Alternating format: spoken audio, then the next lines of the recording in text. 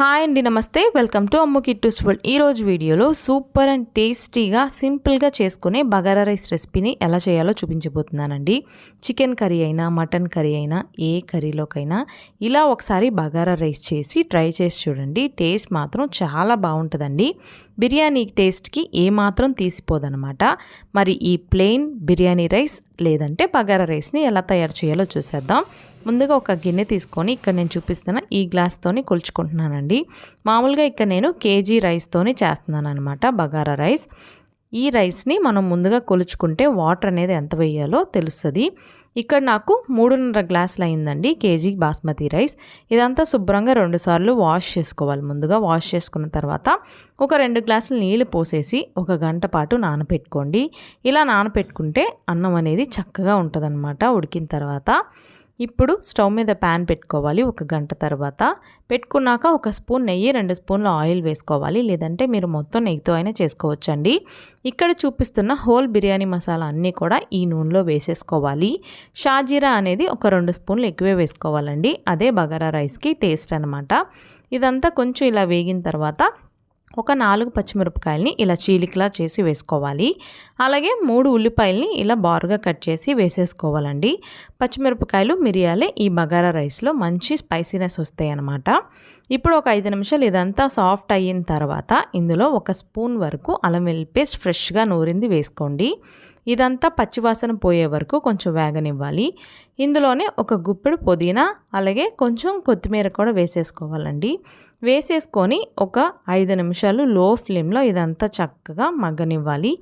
ఈలోపు ముందుగా నానిన బాస్మతి రైస్ని కూడా మనం స్ట్రెయిన్ చేసి పక్కన పెట్టుకోవాలన్నమాట. ఇదంతా ఇలా చేసుకుంటేనే పర్ఫెక్ట్గా బగారా రైస్ అనేది కుదురుతుందండి. చూసారు కదా, గంట తర్వాత చక్కగా నానిపోయిన బియ్యం. మీకు అంత టైం లేకపోతే ఒక హాఫ్ అన్ అవర్ అయినా సరే నానపెట్టుకోవడానికి వీలుగా ఉండేలా చూసుకోండి. ఇలా ఒక స్ట్రెయినర్లో వేసేసుకోవాలి. ఇప్పుడు ఒక 5 నిమిషాలు అయిన తర్వాత మూత తీసి ఇలా ఒకసారి ఇదంతా కలుపుకున్న తర్వాత బాస్మతి రైస్ని కూడా వేసేసుకోవాలండి. వేసిన తర్వాత ఒకసారి గెరటితో మరీ ఎక్కువగా కలపకుండా నిదానంగా ఈ లోపల ఉన్న మసాలా అంతా కూడా పైకి వచ్చేలాగా కలుపుకున్న తర్వాత ఇందులోనే 1 గ్లాస్ బాస్మతి రైస్కి 1.5 గ్లాస్ వాటర్ చప్పున ఇక్కడ వాటర్ పోసుకోవాలండి.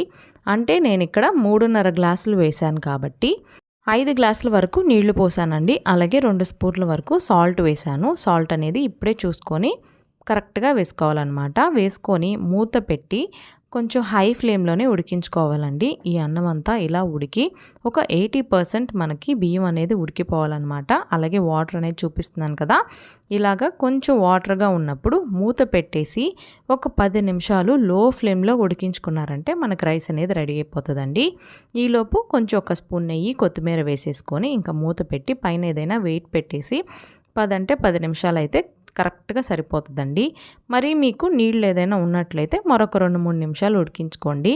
మొత్తానికి ఇలా రావాలన్నమాట. మూత తీసి చూసినప్పుడు మెతుక్కి అసలు అతుక్కోకుండా చక్కగా పొడి పొడిగా ఇలా ఉందంటే మనకి రైస్ అనేది చక్కగా ఉడికిపోయినట్టండి. అంతేనండి, చూసారు కదా, బగారా రైస్ అనేది రెడీ అయిపోయింది. నార్మల్గా మీరు ఏ కర్రీ చేసుకున్నా నార్మల్ రైస్ కంటే ఇలా బగారా రైస్ ట్రై చేయండి. చాలా టేస్టీగా అలాగే చాలా బాగుంటుందండి. మరి తప్పకుండా ఈసారి మీరు కూడా ట్రై చేయండి. ట్రై చేసిన తర్వాత మీకు ఎలా కుదిరిందో నాకు కమెంట్ చేయండి. ఈ వీడియో కనుక మీకు నచ్చినట్లయితే లైక్ చేయండి, షేర్ చేయండి, అలాగే సబ్స్క్రైబ్ చేసుకోండి.